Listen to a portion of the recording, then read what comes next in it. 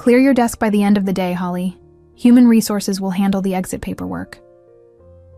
The words on my computer screen blurred as I read them again.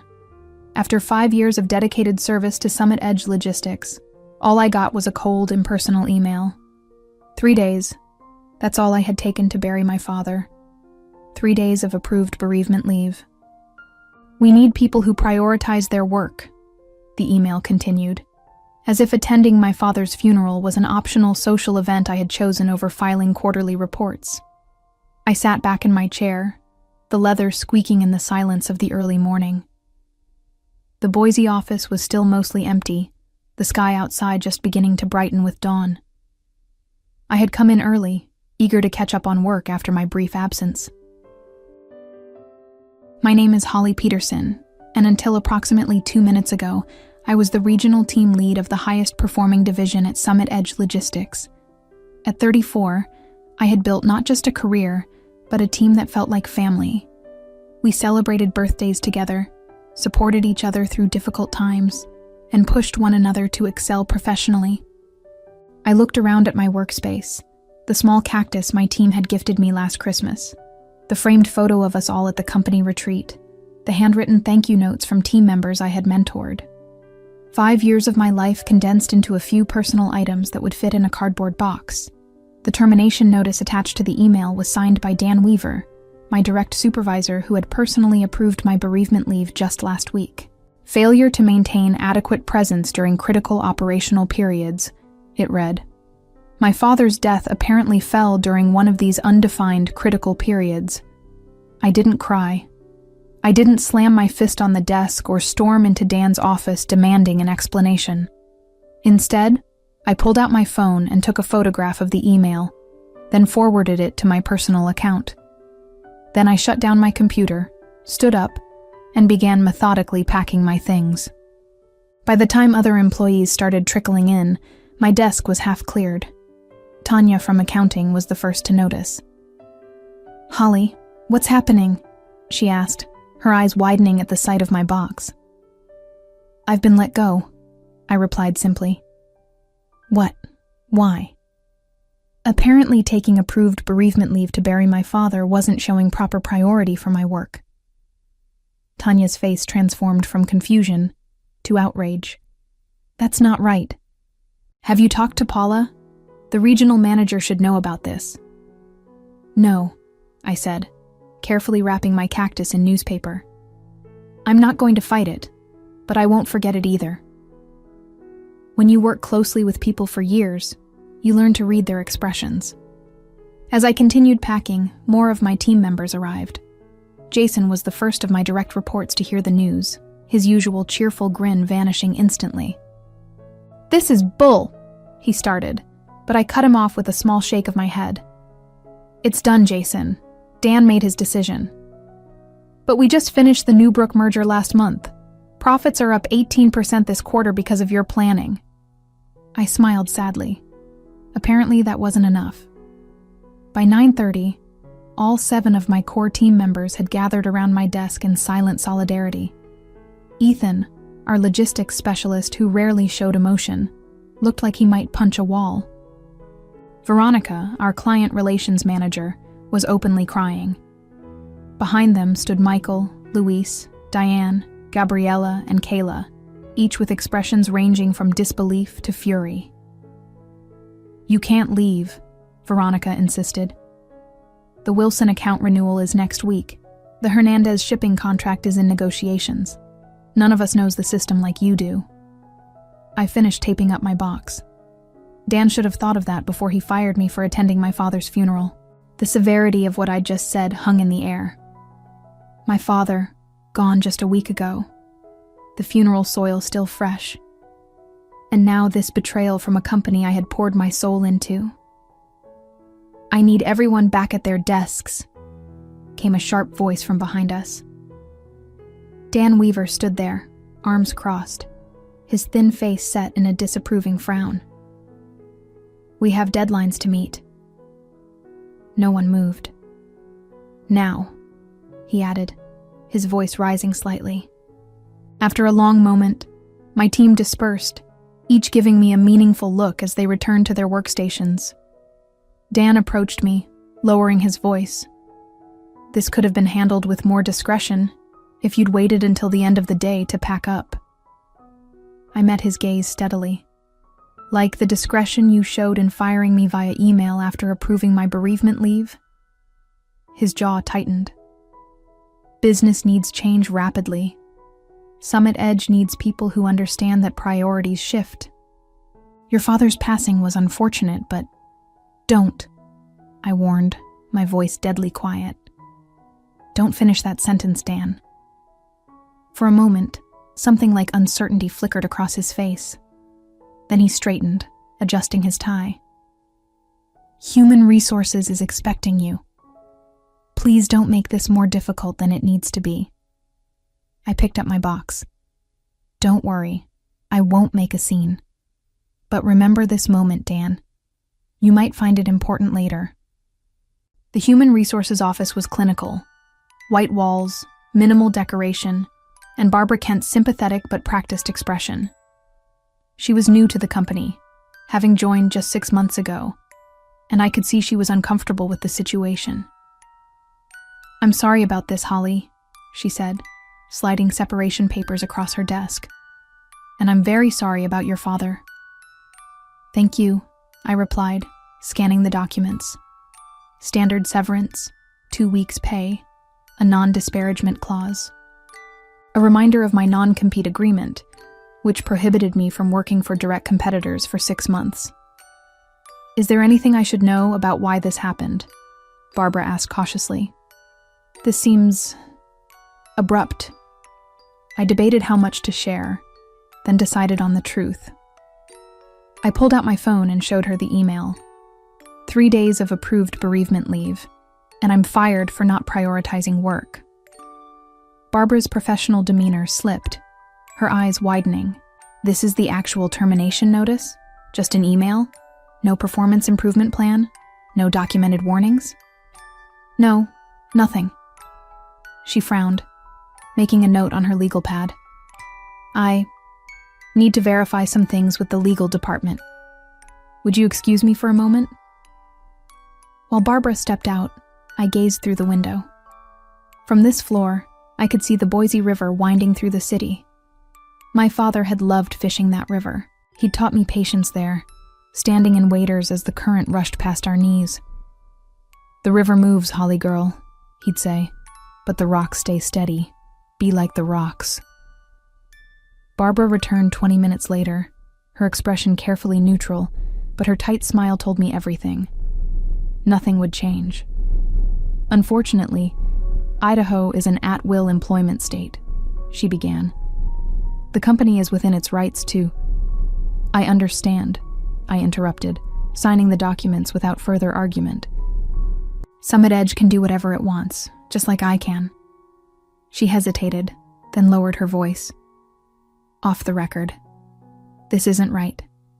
If you wanted to pursue action—" "I don't," I said firmly. "But thank you." As I walked through the main office toward the exit, I felt eyes following me. My team watched silently, their faces somber. I gave them a small smile, my last act as their leader. Outside, the September air was surprisingly warm. I placed my box in the trunk of my car and sat in the driver's seat, allowing myself a moment to process everything. My phone chimed with a text message, then another, and another. "Jason, this is wrong. What can we do?" "Veronica, are you okay? Can we meet up later?" "Ethan, Dan's a spineless jerk. The team is furious." More messages poured in, expressions of outrage, support, loyalty. These people weren't just colleagues. They were my professional family. I started my car, a plan already forming in my mind. I wouldn't fight Summit Edge directly. I wouldn't sue, though I probably had grounds. No, I would be strategic, patient, like my father taught me. The rocks stay steady while the river rushes past. My phone rang. It was Hank Fleming, the CEO of Vertex Transport Systems, Summit Edge's biggest competitor. We'd met at an industry conference last year and kept in touch. He'd been trying to recruit me for months. It was time to return his call. The Vertex Transport Systems office was everything Summit Edge wasn't. Open concept, collaborative workspaces, and large windows framing the Boise skyline. Hank Fleming, a burly man with a silver beard and keen eyes, welcomed me with a firm handshake. "I've been hoping you'd call," he said, guiding me to a conference room. Though, I admit, I didn't expect it would be under these circumstances. Word traveled fast in our industry. Hank already knew about my termination, though not the details. I filled him in as we sat down, showing him Dan's email. "That's not just bad management," Hank said, frowning. "That's inhumane. Bereavement leave exists for a reason." "Summit Edge has always valued profits over people," I replied. "I just never thought I'd be on the receiving end." Hank leaned forward. "I'll be blunt, Holly. I want you on my team. Vertex is expanding our Pacific Northwest operations, and we need someone with your expertise. The division director position is yours if you want it." My heart skipped. Division director, a significant step up from my role at Summit Edge. More responsibility, more authority, better pay. "What about my non-compete?" I asked. Hank smiled. "Our legal team has reviewed it. It's overly broad and likely unenforceable. Plus, we'd cover any legal expenses if Summit Edge tried to enforce it."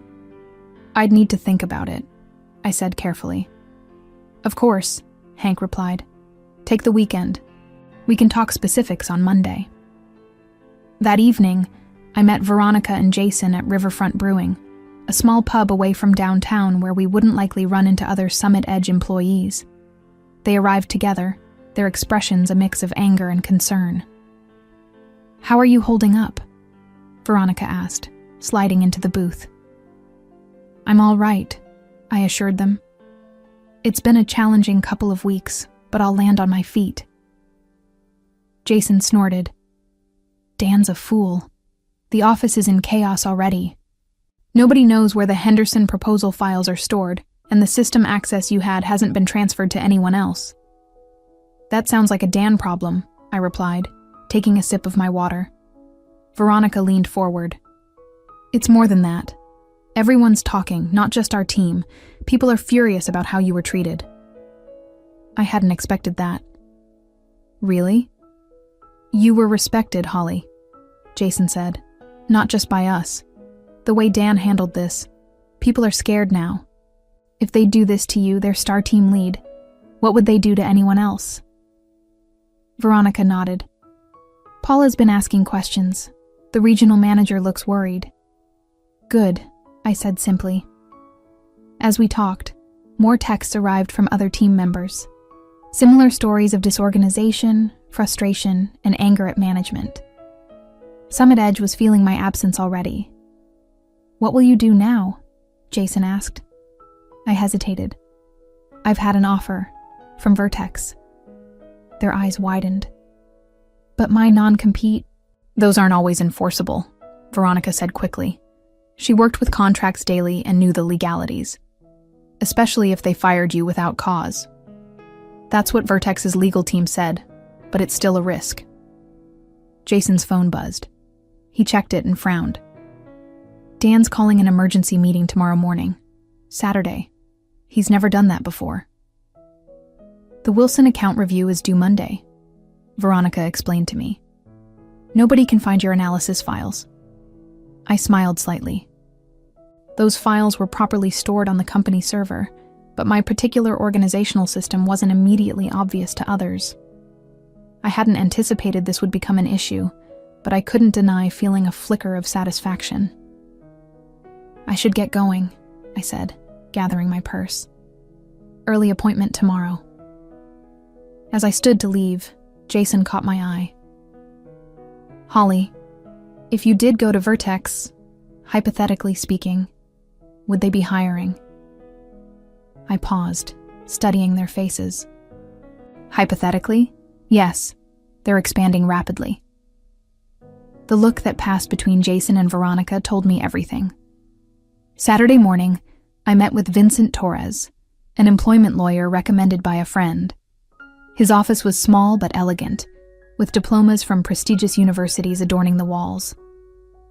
I explained my situation, showing him the email and termination notice. "This is textbook wrongful termination," Vincent said, removing his glasses. Firing someone for taking approved bereavement leave could be argued as both a breach of contract and a violation of good faith. "I'm not interested in suing," I clarified. "I just want to understand my options regarding my non-compete agreement." Vincent reviewed the document carefully. "This is overly restrictive. 6 months prohibition on working for competitors within a 300-mile radius? That's essentially telling you to leave the industry or relocate." "Is it enforceable?" I asked. "In Idaho? It's questionable, especially given the circumstances of your termination. Courts typically won't enforce non-competes when the employer acts in bad faith." He leaned back in his chair. "What's your plan, Holly?" "Vertex Transport Systems has offered me a position. Better title, better pay." Vincent nodded. "Summit Edge would have to prove that you're causing them actual harm by working there. Given that they terminated you, that's a difficult argument to make." He scribbled some notes. "I'd say proceed with caution, but don't let this non-compete prevent you from earning a living." Over the weekend, my phone continued buzzing with messages from my former team. The emergency Saturday meeting had apparently been tense. Dan was pressuring everyone to take on additional responsibilities to cover my absence, with no extra compensation. The Wilson account files had been located, but nobody fully understood my analysis methodology. By Sunday evening, I had made my decision. Monday morning, I called Hank Fleming. "I accept your offer," I told him, "but I have one condition." "Name it," Hank replied. "I want to build my own team. If my former colleagues from Summit Edge apply to Vertex, I want them to receive fair consideration." "Absolutely," Hank agreed. "If they're half as talented as you, we'd be lucky to have them." That afternoon, I signed my contract with Vertex, Division Director of Pacific Northwest Operations. The salary was 40% higher than what I'd been making at Summit Edge, with better benefits and a sign-on bonus. As I left Vertex's offices, I checked my phone to find 7 new messages, one from each core member of my former team. They all wanted to meet for coffee. Privately. Tuesday morning, I sat at a quiet corner table in a small coffee shop downtown, waiting. Jason arrived first, then Veronica. One by one, Ethan, Luis, Diane, Gabriella, and Kayla joined us until we filled 2 tables pulled together. "Summit Edge is imploding," Ethan said without preamble. "Dan's micromanaging everyone, Paul is breathing down his neck, and clients are asking questions." "The Wilson account is threatening to pull out," Veronica added. "They wanted to know why you weren't handling their renewal." I sipped my coffee, listening as each shared similar stories of chaos and frustration. "We heard you've accepted a position at Vertex," Jason finally said. The others grew quiet, watching me intently. "News travels fast," I observed. "We want to come with you," Veronica stated firmly. The others nodded in agreement. I studied their faces. "You all have good positions at Summit Edge, secure jobs. Are you sure you want to risk that?" "What security?" Luis asked bitterly. "If they'd fire you for attending your father's funeral, none of us are safe." "Vertex is hiring," I said carefully. "I can't promise anything, but I can refer you. Each of you would need to apply formally." "We already have," Gabriella revealed, pulling out printed copies of confirmation emails. "All 7 of us. Yesterday." I couldn't hide my surprise. "You applied before talking to me?" "We trust you, Holly," Kayla said simply. "Where you go, we go." I felt a surge of emotion, gratitude mixed with vindication. Let me make some calls. The following Monday, my phone rang at 7:30 a.m. The caller ID displayed Paula McCormick, Summit Edge's regional manager. "Holly?" Paula's voice had a forced calmness. We need to talk. Good morning, Paula, I replied, keeping my tone neutral. What can I do for you? I've just received 7 resignation letters, all from your former team, all effective immediately. There was a pause. Care to explain? I took a slow breath. I'm not sure what explanation you're looking for. I don't work for Summit Edge anymore. They're all going to Vertex, where you just started as division director. Her voice hardened. This doesn't look coincidental. People make career choices for various reasons, Paula. Perhaps you should ask Dan why your top-performing team is leaving en masse. This is about your termination, isn't it? She sounded resigned now. I've reviewed the situation. Dan didn't consult me before letting you go. I would never have approved it. That's between you and Dan, I replied. Though I'm curious why Summit Edge's regional manager wasn't involved in terminating a team lead. Paula sighed. Dan claimed it was an urgent performance issue that couldn't wait for my return from the Seattle conference. I trusted his judgment. Clearly, that was a mistake. I said nothing, letting the silence grow uncomfortable. Look, Holly, Paula finally continued. I'm prepared to offer you your position back, with a 10% raise and a formal apology. We need your expertise. The Wilson account is threatening to walk. I appreciate the offer, Paula, but I've accepted a position elsewhere. We'll match whatever they're paying, plus 15%. It's not about the money. Then what would it take? There was desperation in her voice now. 7 key employees walking out simultaneously is devastating. The operational knowledge alone. It would take time travel, I interrupted. Going back to when my father died, and Summit Edge showing basic human decency instead of punishing me for grieving. The line went quiet. I need to go, Paula. I start my new position today, and I don't want to be late. Your non-compete, she began. Feel free to have your legal team contact mine, I replied evenly. Though they might want to review the circumstances of my termination first. After hanging up, I drove to Vertex's offices, arriving early to prepare for the day. Hank met me in the lobby, beaming. We're considering all 7 of your former colleagues, he said.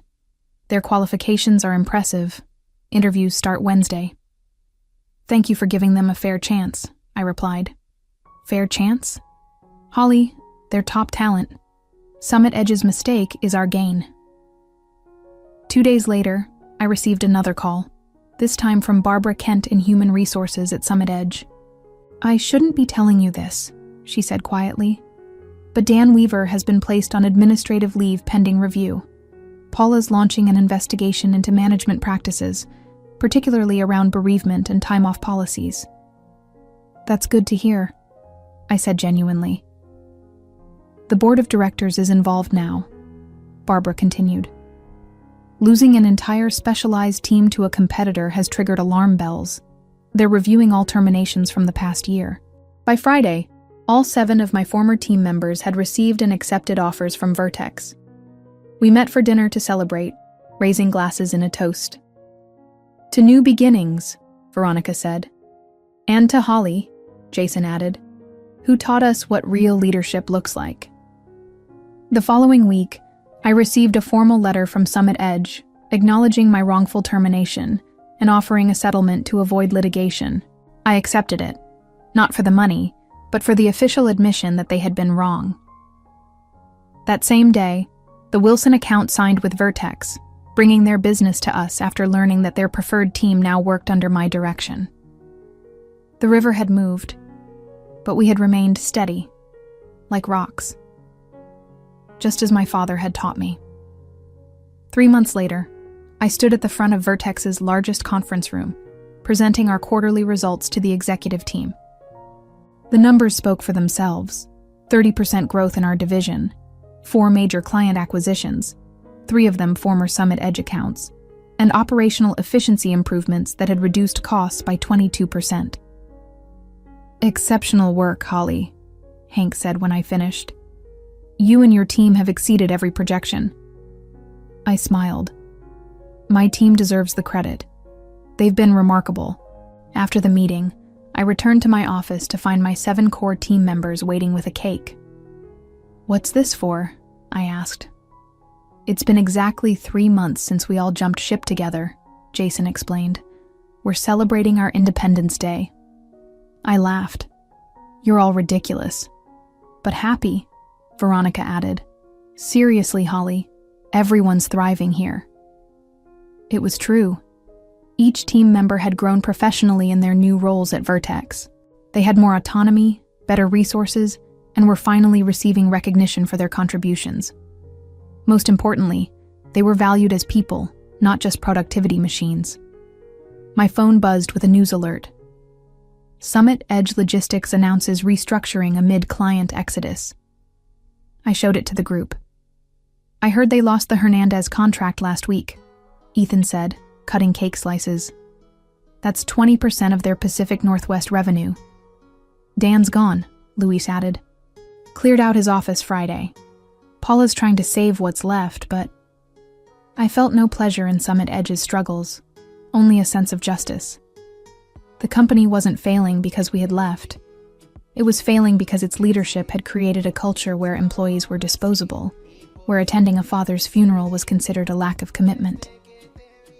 To Summit Edge, I raised my water glass. May they learn that a company is only as strong as how they treat their people. And to Holly, Gabriella added, who showed us we deserved better. 6 months after joining Vertex, I received an unexpected lunch invitation from Paula McCormick. She'd left Summit Edge and joined a management consulting firm specializing in organizational culture. We met at a quiet restaurant overlooking the Boise River. Paula looked different, more relaxed. The perpetual stress lines around her eyes softened. "Thank you for meeting me," she began. I wanted to apologize properly for what happened. "You weren't directly responsible," I reminded her. "No, but I created the environment that made it possible." She sighed. "After you and your team left, everything unraveled. The board brought in external consultants to evaluate what went wrong. The report wasn't flattering to any of us in leadership." I nodded, waiting for her to continue. "Summit Edge is being acquired by Meridian Shipping," Paula revealed, "at a fraction of its previous valuation. They're basically buying the client list and physical assets." The news didn't surprise me. Summit Edge had been hemorrhaging clients and talent for months. "What about Dan?" I asked. "Still unemployed, last I heard. His reputation in the industry..." She trailed off. "Let's just say your story has circulated widely." I hadn't spread the details of my termination, but I hadn't hidden them either. When asked why I'd left Summit Edge, I told the simple truth. "I've learned a valuable lesson from all this," Paula continued. "Now I'm helping other companies avoid the same mistakes." As we finished lunch, Paula asked the question I sensed had been on her mind all along. Was it worth it? Walking away quietly instead of fighting? I thought about my team at Vertex, thriving, motivated, and treated with respect. I thought about the clients who had followed us, who now received better service. I thought about my father, who had taught me that sometimes the strongest response isn't the loudest. "Yes," I replied simply. "The results speak for themselves." 1 year after that fateful email that had changed the course of my career, Vertex named me Executive Vice President of Operations for the entire Northwest region. My division had become the company's crown jewel, efficient, innovative, and boasting the highest employee satisfaction scores in the organization. Each of my 7 team members had been promoted as well. Jason now led his own division. Veronica had transformed our client relations approach and earned recognition throughout the industry. The others had similarly distinguished themselves, their talents finally receiving the appreciation they deserved. On the anniversary of my termination from Summit Edge, I received a small package in the mail.